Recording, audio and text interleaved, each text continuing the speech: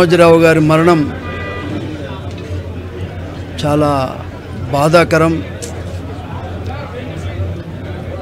దురదృష్టకరమని కూడా ఈ సందర్భంగా తెలియజేస్తా ఉన్నా. ఎవరైనా పుట్టిన ప్రతివారు చావక తప్పదు, కానీ ఒక చరిత్రాత్మకమైనటువంటి వ్యక్తి రామోజీరావు గారు, ఒక చరిత్రాత్మకమైనటువంటి మహానుభావుడు రామోజీరావు గారు.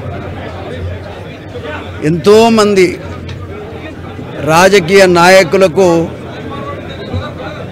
రాజకీయ భిక్ష పెట్టినటువంటి వ్యక్తి రామోజీరావు గారు అని సందర్భంగా నేను తెలియజేస్తా ఉన్నా. వ్యక్తిగతంగా నాకైతే ఎన్టీ రామారావు గారు పార్టీ పెట్టినప్పుడు మరి ఆనాడు రామోజీరావు గారు సర్వే చేసి ఎవరు గెలుస్తారనుకుంటే వారికే టికెట్ ఆ కాలంలో వచ్చేది. మరి మొదట మరి రామోజీరావు గారి సర్వే వారిచ్చినటువంటి రిపోర్టు ప్రకారంగానే ఆనాడు నాకు టికెట్ వచ్చిందని కూడా ఈ సందర్భంగా తెలియజేస్తా ఉన్నాను. ఒక మాటలో చెప్పాలంటే రామోజీరావు గారు లేకుండా తెలుగుదేశం పార్టీ లేదు.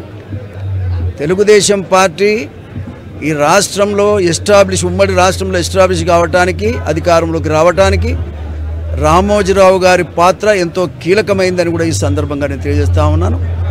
ఇవాళ ఏది ఏమైనా మాలాంటి వాళ్ళకి రాజకీయ భిక్ష పెట్టినటువంటి మహనీయుడు, ఒక చరిత్రాత్మకమైనటువంటి నాయకుడని కూడా ఈ సందర్భంగా నేను తెలియజేస్తూ వారి ఆత్మకు శాంతి కలగాలని ఈ సందర్భంగా భగవంతుని ప్రార్థిస్తూనే సెలవు తీసుకుంటున్నాను. నమస్కారం.